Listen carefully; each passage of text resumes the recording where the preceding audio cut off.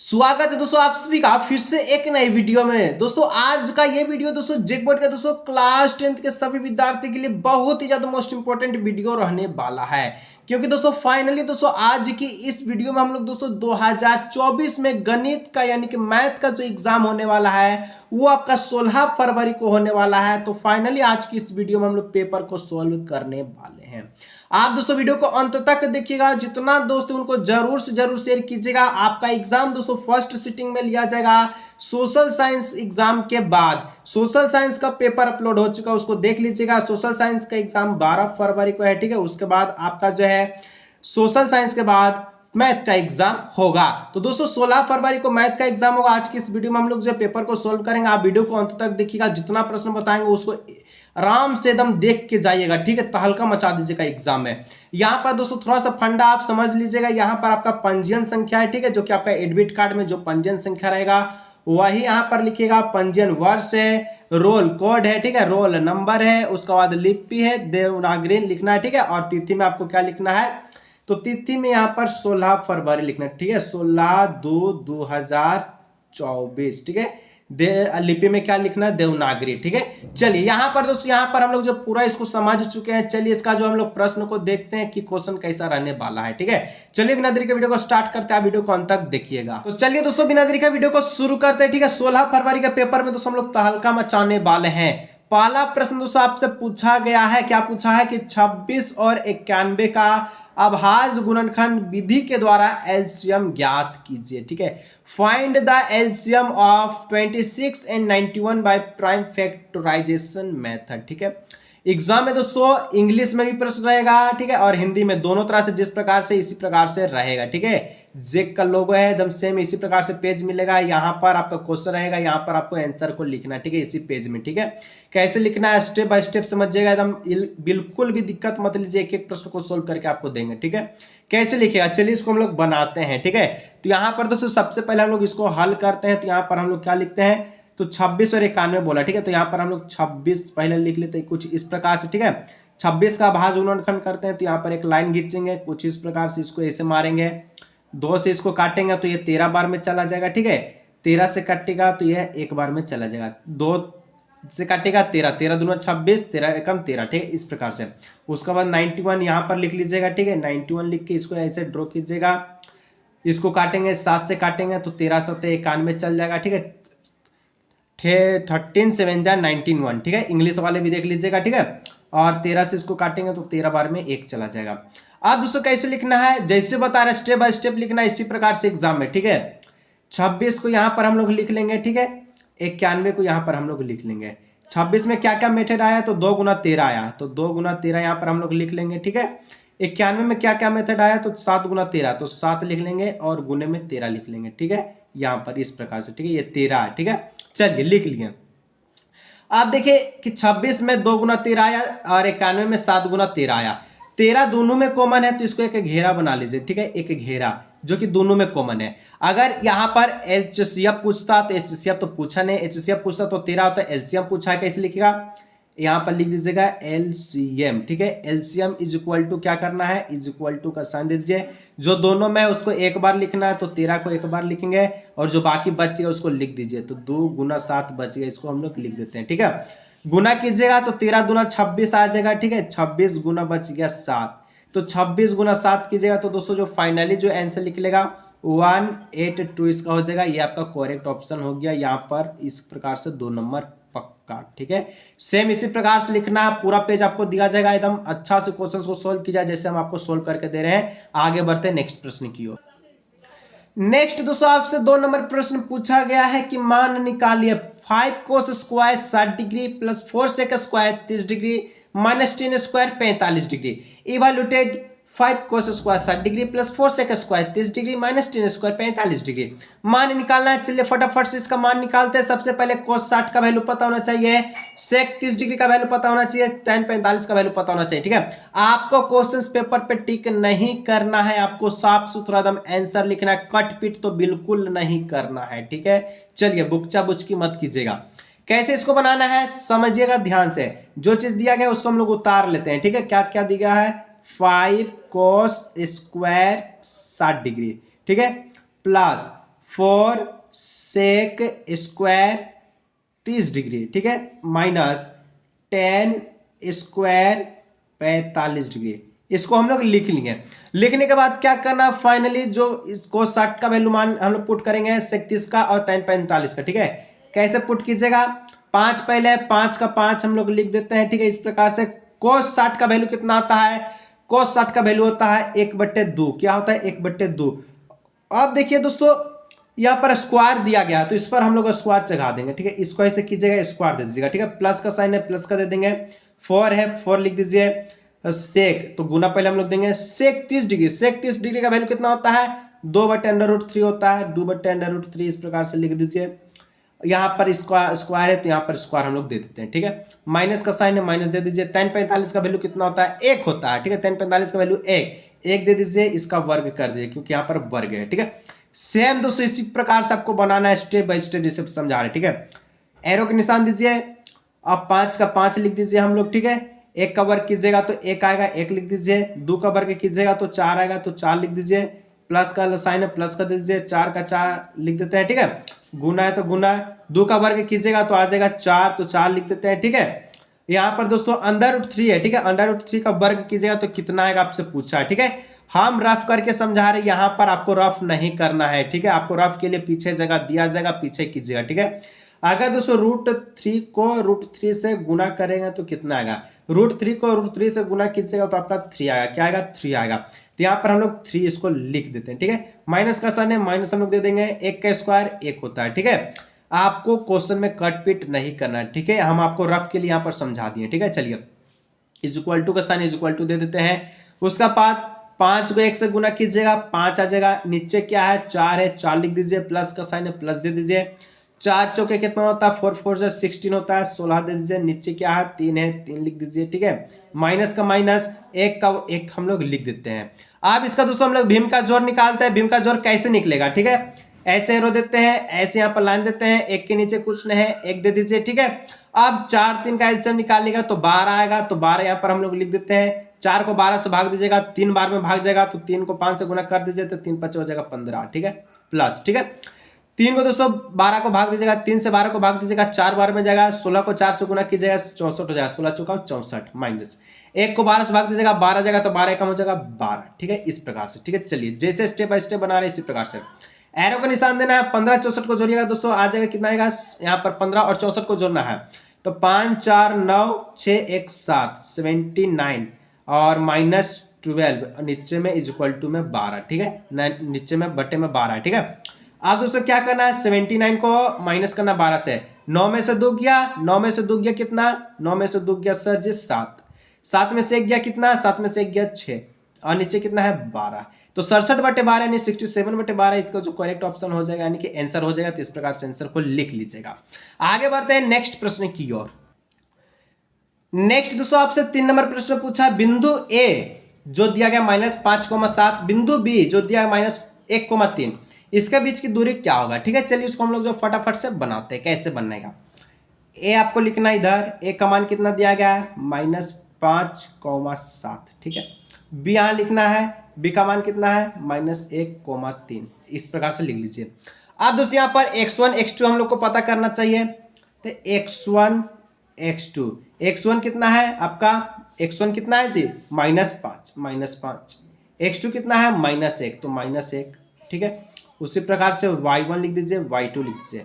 y1 कितना है 7 तो 7 दे दीजिए। y2 कितना है 3 तो 3 दे दीजिए, ठीक है। इस प्रकार से दूरी सूत्र का फॉर्मूला पता होना चाहिए। दूरी सूत्र का फॉर्मूला क्या होता है, तो दूरी सूत्र का जो फॉर्मूला होता है वो आप सभी का होता है, क्या होता है,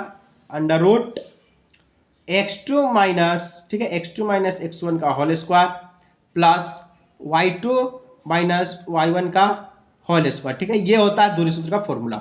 बस जो जो x2 का वैल्यू उस x2 में पुट करेंगे, y2 का y2 में, x1 y1 में, ठीक है, पुट करेंगे, आंसर आ जाएगा। चलिए कैसे आएगा, = को साइन देते हैं, √ यहाँ पर लगाते हैं, ब्रैकेट है। x2 कितना है -5 है, -5 यहाँ पर हम लोग लिख देते हैं, ठीक है। इस प्रकार से, ठीक है। चलिए उसके बाद दोस्तों आपका x2 बोला, ठीक है, x1 हम लोग लिख दिए, सॉरी x2 कितना 1 है, ठीक है, -1 है। तो यहाँ पर इसको हम लोग काट देते हैं, ठीक है। आपको काटना नहीं, एकदम बढ़िया से बनाना, ठीक है। चलिए x2 कितना -1 है, ठीक है सर -1 लिखिए ना, -5 का लिखते हैं। x1 कितना है, x1 -5 है, पहले से दोस्तों यहाँ पर माइनस है, माइनस माइनस का हो जाएगा प्लस हो जाएगा, तो प्लस का 5 हो जाएगा, ब्रैकेट दे दीजिए, प्लस दे दीजिए। y2 कितना है 3 है, 3 दे दीजिए। y1 कितना है 7 है, 7 दे दीजिए, इसका वर्ग कर दीजिए, ठीक है। उसके बाद क्या करना है, फिर से एक अंडर रूट मारिए यहाँ पर, ठीक है, और उसको आगे कीजिए, ठीक है। -1 + 5 माइनस होता है, तो माइनस प्लस माइनस, तो 5 में से 1 गया 4, ठीक है, तो यहाँ पर हो जाएगा 4 का वर्ग, ठीक है, क्योंकि यहाँ पर स्क्वायर हम लोग छोड़ दिए, वर्ग यहाँ पर लिख दीजिए, ठीक है। प्लस का साइन है प्लस, 3 में से 7 गया -4, इसका हो जाएगा वर्ग, ठीक है।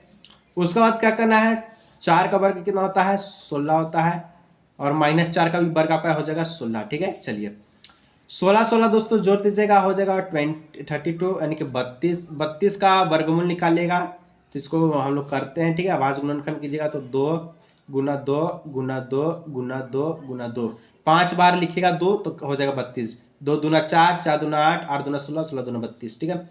जोड़ा निकालिए, एक पेयर यहाँ बना, एक पेयर यहाँ बना, तो 2 को 2 यहाँ पर हम लोग बाहर निकाल देते हैं, तो 2 को 2 यहाँ पर हम लोग बाहर निकाल दिए, एक आपका अंडर रूट में बच गया, तो 2 दूना हो जाएगा दोस्तों 4 यहाँ पर, तो 4 यहाँ पर हम लोग लिख दिए, अंडर रूट में 2 है तो 2 लिख दीजिए, इसका हो जाएगा 4 अंडर रूट 2 आंसर, ठीक है। तो फाइनली दोस्तों यहाँ पर हम लोग आंसर को लिख चुके हैं। आगे बढ़ते हैं नेक्स्ट प्रश्न की ओर। नेक्स्ट दोस्तों आपसे 4 नंबर पूछा गया, 7 सेंटीमीटर त्रिज्या वाले, ठीक है, अर्धवृत्त का परिमाप निकाले, ठीक है। 4 नंबर का प्रश्न है कि 7 सेंटीमीटर त्रिज्या वाले अर्धवृत्त का परिमाप निकाला।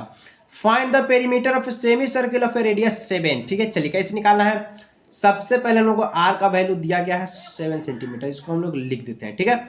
निकालना क्या है, अर्धवृत्त का परिमाप। अर्धवृत्त का परिमाप का सूत्र पता होना चाहिए, लिखते हैं अर्धवृत्त का परिमाप, ठीक है, अर्धवृत्त का परिमाप। सूत्र दोस्तों होता है 2r, ठीक है, पाई आर, सॉरी, ठीक है, इसका जो सूत्र होता है पाई आर प्लस 2r, ठीक है, पाई आर प्लस 2r होता है, ठीक है। सूत्र हमेशा गलती मत कीजिएगा, पाई आर प्लस 2r जो कि अर्धवृत्त का सूत्र होता है, इसको हम लोग बैठा देते हैं। पाई का वैल्यू क्या हो जाएगा 22/7, ठीक है। आर कितना है 7 है, तो 7 यहाँ पर लिख दीजिए, ठीक है। 2 का मान 2 लिख दीजिए, ठीक है। यहाँ पर प्लस में लिखिएगा क्योंकि यहाँ पर प्लस है आपका, ठीक है, थोड़ा थोड़ा गलती मत कीजिएगा दोस्तों, यहाँ पर प्लस लिखिएगा, ठीक है। आर का वैल्यू कितना है 7 है, तो 7 लिख दीजिए, ठीक है, यहाँ पर गुने में, ठीक है। चलिए 7 से दोस्तों ये 7 कट जाएगा, तो यहाँ पर 22 बच गया आपका, ठीक है, और यहाँ पर बच गया 7 दूना 14, तो यहाँ पर प्लस में 14, 22 14 को जोड़ दीजिए कितना आएगा, तो 22 14 को जोड़िएगा तो आ जाएगा 36, तो 36 यहाँ पर हम लोग लिख देते हैं, और ये आपका जो आता है सेंटीमीटर में, ठीक है, सेंटीमीटर इसका आंसर, ठीक है। थोड़ा सा यहाँ मिस्टेक हो गया, प्लस का लिख लीजिएगा, यहाँ पर पाई आर प्लस 2r इसका फॉर्मूला होता है, ठीक है। नेक्स्ट प्रश्न दोस्तों आपसे 5 नंबर का है, यदि माध्य बराबर 60 है और माध्यिका बराबर 50 है तो बहुलक ज्ञात कीजिए। If mean 16 and median 15 find the mode, ठीक है। चलिए निकालते हैं। सबसे पहले जो जो हमको दिया गया उसको हम लोग जो है अच्छी तरह से लिख लेते हैं, ठीक है। सबसे पहले हमारे पास माध्य कितना है, इसको लिख लेते हैं, माध्य बराबर 60, माध्यिका लिख लेते हैं, तो माध्यिका, माध्यक बोले या माध्यिका बोले, ठीक है, माध्यिका बराबर 50। निकालना क्या है, बहुलक निकालना है, यहाँ पर लिख लेते हैं बहुलक इज इक्वल टू व्हाट, ठीक है। जैसे बना रहे इसी प्रकार से बनाइएगा, ठीक है। चलिए इतना हम लोग लिख दिए, सूत्र लगाते हैं। सूत्र होता है दोस्तों क्या होता है 3 माध्यिका बराबर, ठीक है, क्या होता है 1 बहुलक, बहुलक प्लस 2 माध्य, ठीक है, इस प्रकार से होता है, ठीक है। 3 माध्यिका, तो 3 का 3 लिख दीजिए, माध्यिका कितना है 50 है, तो 50 दे दीजिए, ठीक है, इज इक्वल टू का साइन। बहुलक निकालना है तो बहुलक का बहुलक यहाँ पर लिख दीजिए, ठीक है, प्लस का साइन है प्लस, 2 लिखा है 2 दे दीजिए, माध्य कितना है तो 60 है, 60 यहाँ पर लिख दीजिए, ठीक है। 3 गुना 50 150, बहुलक है तो बहुलक यहाँ पर हम लोग लिख देते हैं, ठीक है, और इसको जोड़ दीजिएगा यानी कि गुना कीजिएगा तो 60 दूना का 120, ठीक है। चलिए बहुलक इधर जाएगा तो यहाँ पर हो जाएगा 150 माइनस 120, 150 में 120 गया 30, यानी कि जो बहुलक आया वो आपका निकल के आया, यहाँ पर लिख दीजिए कि बहुलक बराबर में 30, ठीक है। ये आपका राइट आंसर है, ये आपका राइट आंसर फाइनल हो गया। देख लीजिए कितना मस्त से बना रहे एकदम, इसी प्रकार से बनाना, आपको पेज से बाहर नहीं जाना है, ठीक है। आगे प्रश्न की ओर हम लोग बढ़ते हैं। नेक्स्ट दोस्तों आपसे 6 नंबर का है, यदि द्विघात बहुपद ज्ञात कीजिए, ठीक है। एक द्विघात, ठीक है, यदि नहीं, एक द्विघात बहुपद ज्ञात कीजिए जिसके शून्यकों का योग तथा गुणनफल 1 और 1 है।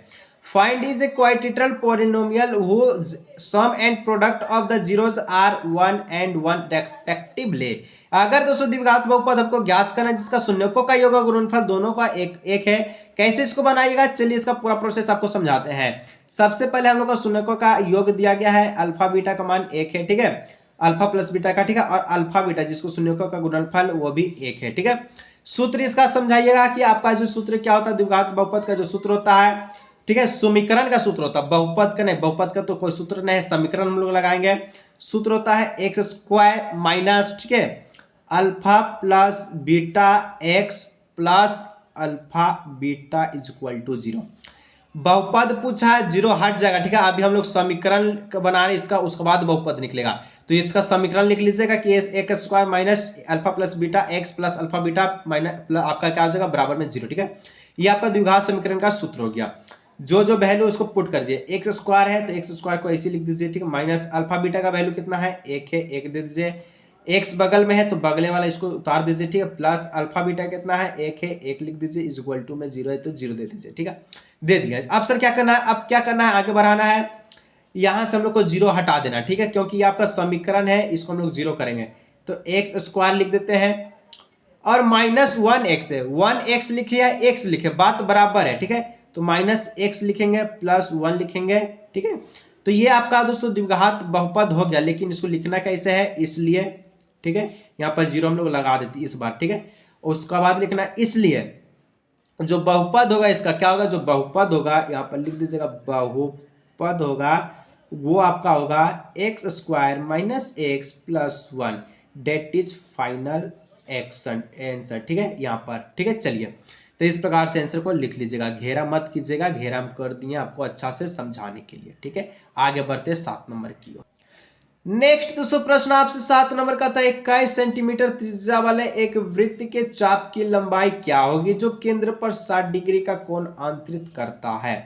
What is the length of the arc of the circle of the radius 21 centimeter which subtend an angle of 16 degree at the center। ठीक है, चलिए इसको हम लोग बनाते हैं। इसका आंतरिक कोण कितना होगा, ठीक है, आंतरिक कितना होगा, मतलब कि अगर 21 सेंटीमीटर त्रिज्या दिया, जो दिया है उसको लिख लेते हैं, त्रिज्या कितना है 21 सेंटीमीटर है, ठीक है। चाप की लंबाई क्या होगी, चाप की लंबाई पूछा, यदि कोण दे दिया है, थीटा का वैल्यू कितना दिया गया, वो आपका 60 डिग्री दिया गया, ठीक है। चलिए लिख लेते हैं, चाप की लंबाई क्या होता है उसको सूत्र लिखा लेंगे हम लोग, तो यहाँ पर चाप की लंबाई बराबर, ठीक है, चाप की लंबाई का जो सूत्र होता है दोस्तों वो होता है, आपसे आपका जो लंबाई का सूत्र होता है दोस्तों वो होता है थीटा बटे 360 गुने 2 पाई आर, ठीक है। चलिए थीटा का वैल्यू कितना है 60 है, 60 लिख दीजिए, 360 बट्टे में 360 दे दीजिए, गुना दे दीजिए, 2 दे दीजिए, पाई का वैल्यू होता है 22 बट्टे में 7 दे दीजिए, ठीक है।